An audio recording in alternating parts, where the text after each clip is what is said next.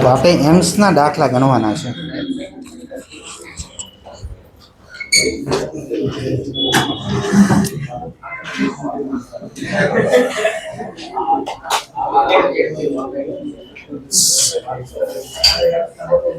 હાલો થોડાકના દાખલા ચેક કરી. એમ્સના દાખલા લાવો તો એટલે મને જોવા તો દો, ગણ્યા છે કે નથી ગણ્યા. એક કરું જોઈ ખરા આપણે. હે બુક નથી લેવો તું અહીંયા આવ્યો કેમ થઈ?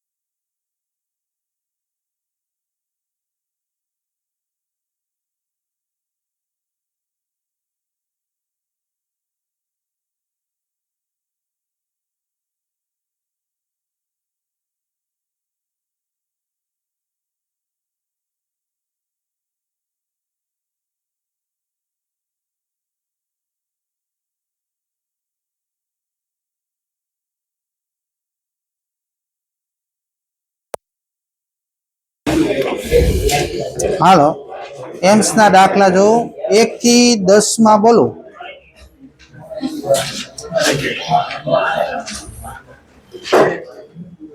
1 થી 10 માં છે કોઈને? નહીં. 17 સુધી બોલો. 15. હાલો 15 માં દાખલામાં તમે જો ને તો બે વસ્તુ છે, એક રિંગ છે ને એક તાર છે. દેખાણો પેલા. હાલો રિંગના કેન્દ્ર આગળ ચુંબકીય ક્ષેત્ર કેમ લખાય? શું સૂત્ર છે?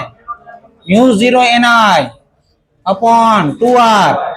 રિંગ માંથી કયો પ્રવાહ આપ્યો? જો આઈસી. આ મૂકો આઈસી. આ રિંગ નું ચુંબકીય ક્ષેત્ર થઈ ગયું. હાલો તાર દ્વારા ઉત્પન્ન થતા ચુંબકીય ક્ષેત્રનું સૂત્ર છે μ0I upon 2πr. μ0I upon 2π. હવે રિંગ નું કેન્દ્ર તારથી કેટલા અંતર? જો અંતર દર્શાવ્યું h. આ h અંતર મૂકવું ને તારમાં પ્રવાહ છે ને વચ્ચે બોલોમાં I જેટલો પ્રવાહ તારમાં દર્શાવેલો છે. હવે તમને રકમમાં એવું લખ્યું છે કે રિંગના કેન્દ્ર આગળ ચુંબકીય ક્ષેત્ર 0 કરવાનું છે. તો આ બે ચુંબકીય ક્ષેત્ર 0 ક્યારે થાય? બે સમાન મૂલ્યના વિરુદ્ધ દિશાનો હોય તો 0 થાય ને, બાકી થોડું 0 થાય.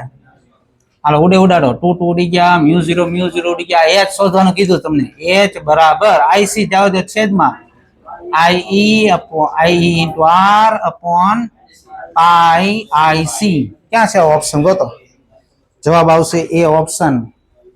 એક લીટીનો દાખલો છે તો હારા એટલા આળસુના પીર છે ને બધા. 17 સુધી બોલો. 18મો દાખલો જોઉં. થોડાક ભણવામાં કાળજી રાખો. એટલીસ્ટ પેમ્પલેટ તો કરો હારા. ઈ નથી કરતા, મારે તમારે બધાને કરવું હું. 18મો દાખલો જોઉં. સ્પેક્ટ્રોમીટર થી આયનનું દળ માપવામાં આવે છે. વિદ્યુત સ્થિતિમાન V દ્વારા પ્રવેગિત કરતા આપણે ખબર કોઈ પણ વિદ્યુત ભાર ઉપર V વોલ્ટેજ લગાવવો હોય તેને પ્રાપ્ત કરેલી ગતિ ઉર્જા 1/2mv² બરાબર qv જેટલી હોય. આ વિદ્યુત ભાર ઉપર વોલ્ટેજ લગાવ્યો છે ને ચુંબકીય ક્ષેત્રમાં વર્તુળમય ગતિ કરે તો આપણે ખબર વર્તુળમય ગતિ કરતો હશે તેની ત્રિજ્યાનું સૂત્ર આવે mv/qb. આ વેગ છે, અહીંનો વેગ મૂકો આમાંથી કરતા બનાવીને. v બરાબર લખાય qbr/m. આ મૂકી દે અહીંયા વેગની જગ્યાએ. 1/2m q² b² r²/m² is equal to qv. આ ઉડાડીને આ વેગ છે ને વોલ્ટેજ છે. હાલો m એક ઉડી ગયો, એક અહીંથી q ઉડી જાય તો q/m is equal to 2vm. એમ તો અહીં રાખ્યો છે ને 2v upon b² r². હવે રકમમાં અંદર વાંચો ને તો લખ્યું છે v અને b અચળ હોય તો v અચળ b અચળ તો q/m નો ગુણોત્તર કોની ઉપર આધાર રાખશે? 1/r² પર. જવાબ આવશે નો બી ઓપ્શન. 25 સુધી બોલો. 25 મન તારે ભાઈ 25 પેલા 25મો. હાલો 25મો જો 2 મીટર લંબાઈના 4 તારમાંથી PQRS લૂપ બનાવવામાં આવે છે. આ 4 લૂપ બનાવી, બધાની 2 મીટરનો તાર લીધો બધામાં. તેમાંથી સમાન પ્રવાહ પસાર કરતા કઈ લૂપ પર ચુંબકીય મહત્તમ ટોર્ક લાગશે? મેક્સિમમ ટોર્ક કઈ લૂપ ઉપર લાગે એ ગોતવાનું છે. હાલો જો, આપણે ખબર ટોર્ક નું સૂત્ર છે NIAB. આટો તો એક જ બનાવવાનો છે, પ્રવાહ સમાન પસાર કરવાનો છે, સમાન ચુંબકીય ક્ષેત્ર મૂકવાનું છે, તો ટોર્ક કોની ઉપર આધાર રાખશે? ક્ષેત્રફળ ઉપર. ટોર્ક નું સૂત્ર છે NIBA. તો ટોર્ક મેક્સિમમ ક્યારે થાય? ક્ષેત્રફળ મેક્સિમમ થાય તે. હવે આપેલી લૂપ માંથી હાલો આપણે 2 મીટર નો તાર છે, એમાંથી આ આકાર બનાવું છું. ક્ષેત્રફળ સૌથી વધારે કોનું થાય છે જોઈ. અહીં ત્યાં ધારો કે મેં ચોરસ બનાવ્યો, 2 મીટર છે એટલે 0.5 થાય ને, તો 2 મીટર થઈ ગયું જ નહીં, જોઈ લો. આનું ક્ષેત્રફળ કેટલું થાય? 0.25 થાય, 0.5 નો વર્ગ. હાલો હવે ધારો કે મેં બનાવ્યું લંબચોરસ,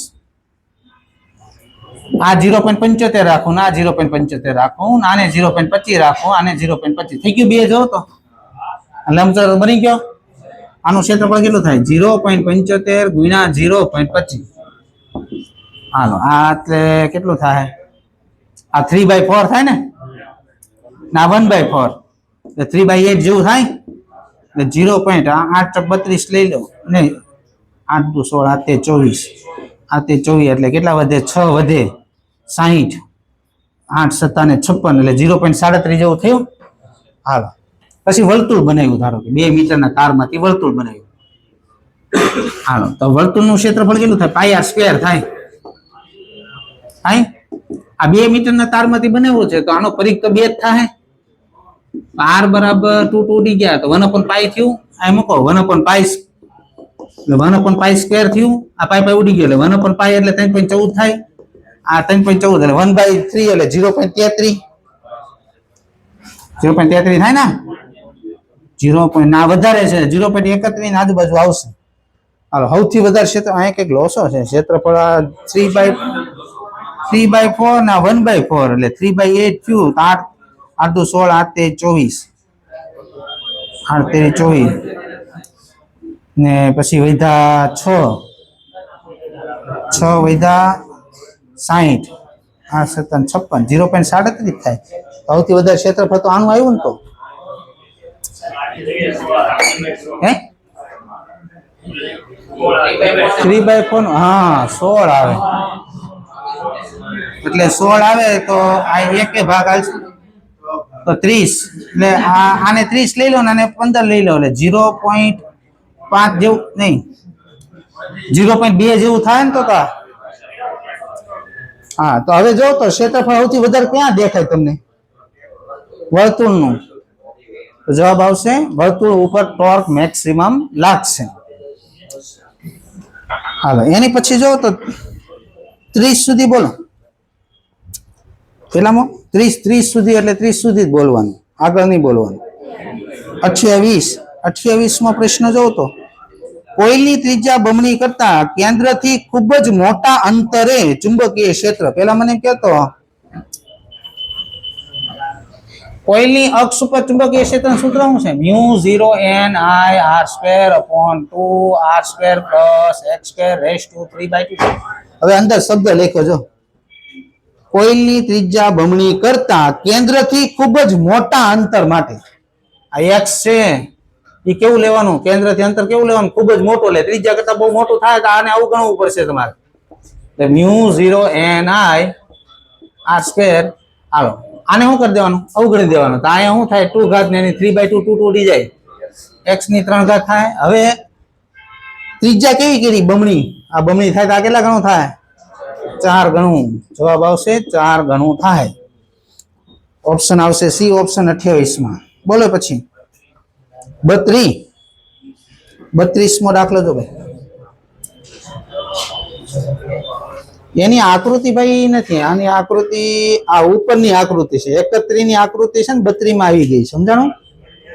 હા, પણ ત્યાં એ આકૃતિમાં ગણવા નહીં બેસતા, પાછા થોડી બુદ્ધિ હકાવવાની. અમુક તો આ આકૃતિ ઉપર ઓલો દાખલો ગણે એમ છે. હાલો 32માં એમસીક્યુ જવાલો 60 ઓહમ અવરોધ વાળા ગેલોમીટર સાથે આ 60 ઓહમ અવરોધ વાળું ગેલોમીટર આની સાથે શન્ટ જોડેલો છે 0.02 ઓહમ નો અવરોધ આર માંથી પસાર થતો પ્રવાહ 1 એમ્પિયર આની આકૃતિ છે ક્યાં આમાં કઈક આકૃતિ હોવી જોઈએ અવરોધ આર માંથી પસાર થતો પ્રવાહ 1 એમ્પિયર છે તો અવરોધ આર નું મૂલ્ય કેટલું હશે અને આકૃતિ ગોતવી પડશે ભાઈ આમાં પ્રશ્નમાં આકૃતિ છે પણ આમાં નથી ભૂલમાંથી બીજી આકૃતિ આવી ગઈ હાલો ગોતવું હાલો વાંધો નહીં લખો આટલું લખો પેલા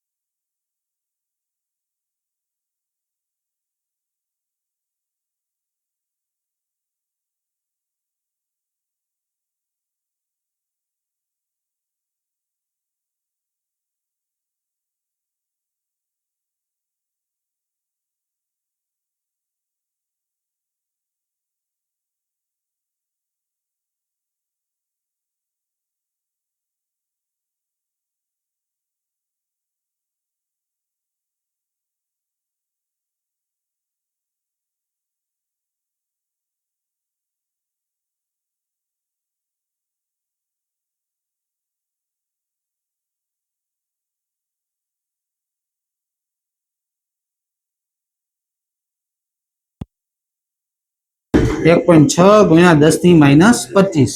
હાલો અહીંયા શું આવ્યું 10 I caret plus 6 K caret minus 8 J caret. હાલો આનું મૂલ્ય લખી નાખો. આપણે મૂલ્ય ગોતવાનું છે ને.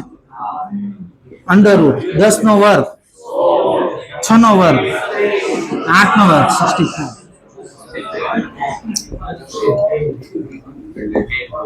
આ 100 ને 200 થયો 10 √2 થયું.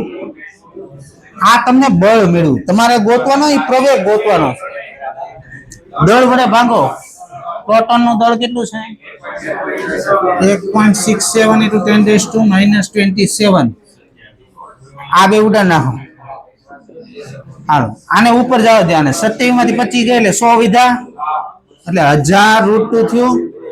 √2 એટલે 1.41. એને 1000 ગણો એટલે 1410. જવાબ આવશે એ ઓપ્શન 1400. 40 સુધી બોલો. 40 38 માં પ્રશ્ન. હાલો પ્રશ્ન નંબર 38. 4.5 ગુણ્યા 10⁵ મીટર પર સેકન્ડના વેગથી ગતિ કરતા બિંદુવત વીજભારના કારણે ઉત્પન્ન થતા વિદ્યુત ક્ષેત્ર અને ચુંબકીય ક્ષેત્રનો ગુણોત્તર કેટલો થાય? હાલો મને એમ કે વીજભાર ગતિ કરે તો વિદ્યુત ક્ષેત્રનું સૂત્ર બધાને આવડે જ છે. Electric K/r². એટલે K એટલે 1/4πε0 Q/r². આ વિદ્યુત ક્ષેત્ર વિદ્યુત ભારથી ઉત્પન્ન. અને ચુંબકીય ક્ષેત્રનું સૂત્ર આ પાઠમાં આવ્યું હતું. શું આવ્યું હતું? μ0/4π Q V×r/r². થયું ને. મૂકો μ0/4π ઉપર જતું રહે. Q પછી V r કેરેટ તો એકમ થાય /r². ઓલું નો સૂત્ર આપણે ભણાવ્યું આવું બાયોસારના નિયમમાંથી બનાવ્યું યાદ છે. μ0/4π Q V×r કેરેટ /r². ઈ મીઠું છે જાયા μ0 Q V/4π r² ઉપર જતું રહ્યું. કરો બેનો ગુણોત્તર. હાલો 4π ઉડી ગયું.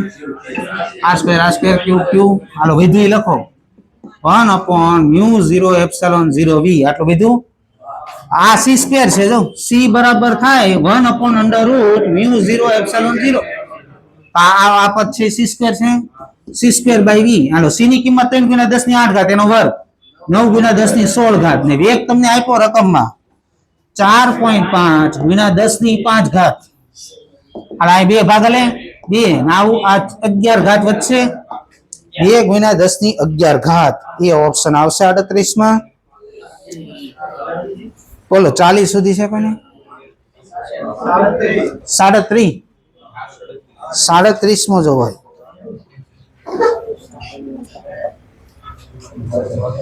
હા તમને ટૂંકમાં આ એક સુરેખ તાર છે ને એક વર્તુળ છે.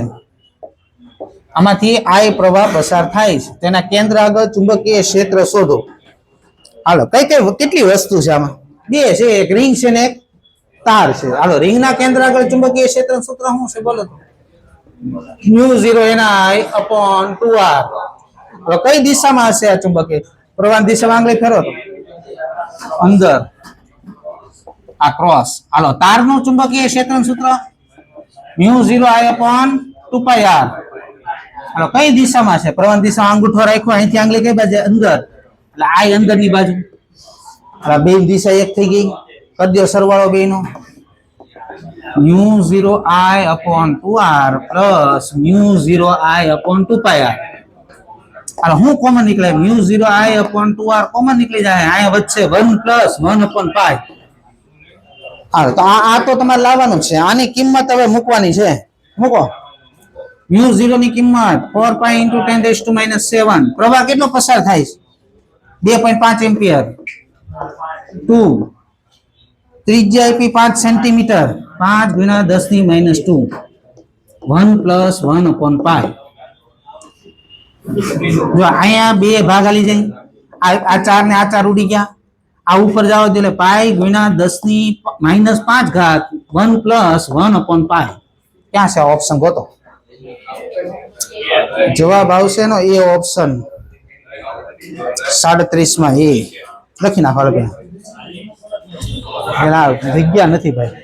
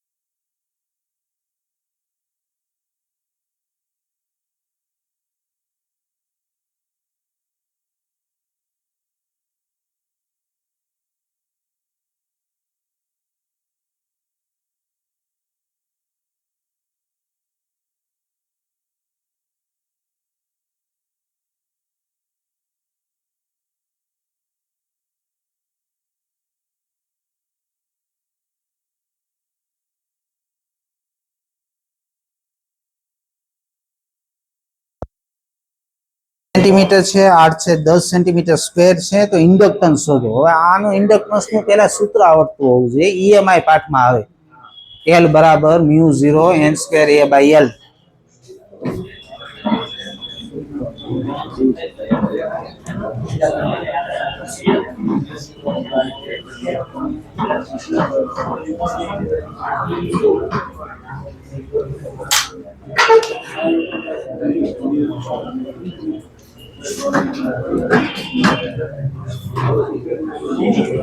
હાલો બેન, ઇન્ડક્ટન્સ નું સૂત્ર તો ડ્રોપર હશો એટલે એટલું તો આવડતું છે. ઇન્ડક્ટન્સ નું સૂત્ર છે L બરાબર mu 0 n square a by L.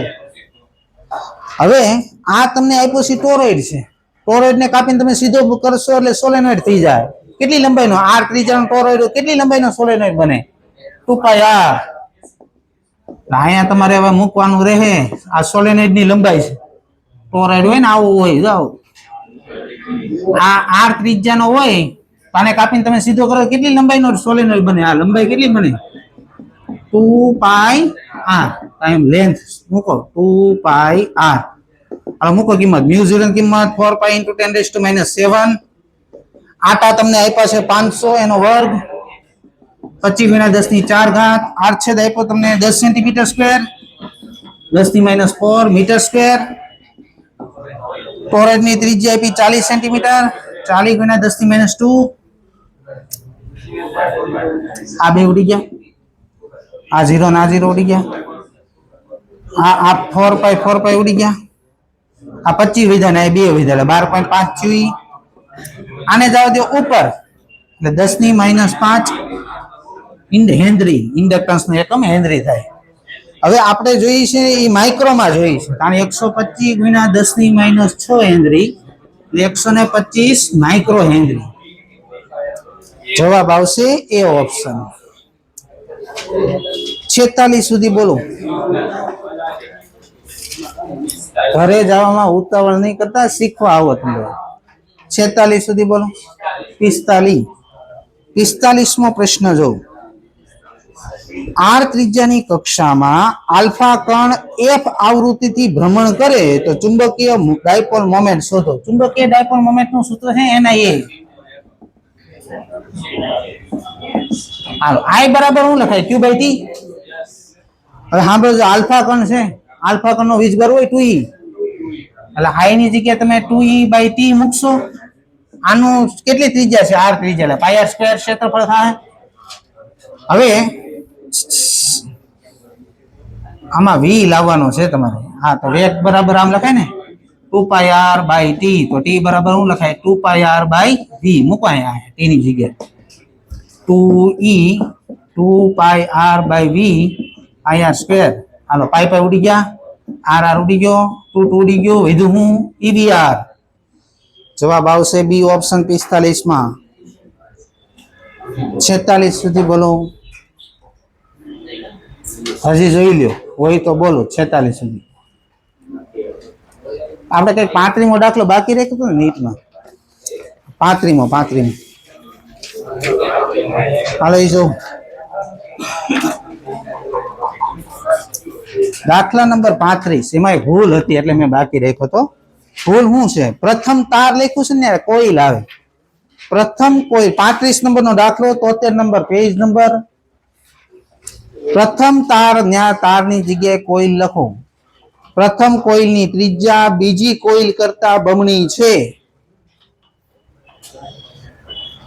તાર લખ્યું છે ને કોઈલ આવે અને તેના કેન્દ્ર પર સમાન ચુંબકીય ક્ષેત્ર ઉત્પન્ન કરવા માટે તેમની વચ્ચે લગાડવો પડતો વોલ્ટેજનો ગુણોત્તર લખો ને પાછળ ગુણોત્તર. ઓપ્શન આવા છે 2 3 4 6 એવા ઓપ્શન છે. ઇંગ્લિશમાં જોયું તો આ રકમમાં થોડું ભૂલ હતી. હાલો જોઈ લે 35 નંબરનો દાખલો.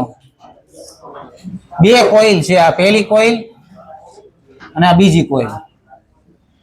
આ પહેલી કોઇલની ત્રિજ્યા r1 ને બીજી કોઇલની ત્રિજ્યા r2. રકમમાં લખ્યું જ છે જો લખ્યું પ્રથમ કોઇલની ત્રિજ્યા બીજી કોઇલ કરતા બમણી છે. હવે ધારો કે આ કોઇલમાં I1 પ્રવાહ પસાર થાય ને આ કોઇલમાં ધારો કે I2 પ્રવાહ પસાર થાય તો આના કેન્દ્ર આગળ ચુંબકીય ક્ષેત્ર લખાય કેમ પહેલી કોઇલમાં μ0I1/2r1. આ કોઇલના કેન્દ્ર આગળ કેમ લખાય μ0I2/2r2. હવે સાંભળજો તમને રકમમાં આપ્યું છે r1 બરાબર 2r2. મૂકો અહીંયા 2r2 μ0I1/2r2. હવે રકમમાં આવું લખ્યું છે કે આ બંને ચુંબકીય ક્ષેત્ર સમાન છે. જો આચો લખ્યું છે. અમને એમ કહેતા બે મારે હરખા રાખવા હોય તો I1 ની જગ્યાએ હું મૂકું તો આ બે હરખું થઈ જાય. જો 2I2 મૂકું I1 ની જગ્યાએ 2I2 મૂકો તો અહીંયા 2 ઉડી જાય થઈ જાય બે હરખા. મતલબ આનો પ્રવાહ છે ને આના કરતા ડબલ છે. હાલો આટલી ખબર પડી. હવે તમને વોલ્ટેજ નો ગુણોત્તર પૂછ્યો. V બરાબર ઓહમ નો નિયમ I1 R1 I2 R2. હાલો I1 બરાબર આપણે સાબિત કર્યું 2I2. હવે અવરોધ ક્યાં ગોતવા જાવ? આ કોઈલ નો અવરોધ કેમ લખાય? આમાં કેટલી લંબાઈનો તાર વપરાય? 2πr1 વપરાય. 2πr1 ધારો કે n આટા છે, બે માં આટા હરખા જ છે. આ આટાની સંખ્યા એટલે આખા બે માં આટા હરખા હો પાછા. એક એક આટો એનો લંબાઈ કેટલી થાય? 2πr1 થાય. કેટલા આટા છે એટલે ગુણને ટોટલ તાર જેટલો વપરાનો આવી ગયો. હાલો તો હું ધારી લઉં છું એકમ લંબાઈ દીઠ અવરોધ x લઈ લઉં છું. હું લઈ લઉં છું તો આટલો અવરોધ થઈ જાય 2πr2n * x. અમુક ને એમ થાય સાહેબ આ બે માં એક શું કામ હરખા રેખા? બે સમાન તાર માંથી બનાવ્યો શબ્દ લખ્યો જો સમાન તાર. ધારો કે બે એલ્યુમિનિયમ નો તાર છે તો બે માં એલ્યુમિનિયમ નો તાર વાપર્યો હોય તો એકમ લંબાઈ દીઠ અવરોધ તો બે માં હરખો જ રહેવાનો છે. અને ઉડે ઉડાડો 2π ઉડી ગયા, nx ઉડી ગયા, I2 ઉડી ગયા. આ 2 R1 બરાબર આપ્યું છે તમને 2R2 R2 ઉડી ગયા. જવાબ આવશે એનો 4 C ઓપ્શન આવે. લખી ના પછી જાઓ. કોઈને છે નહીં ને અંશમાં કઈ?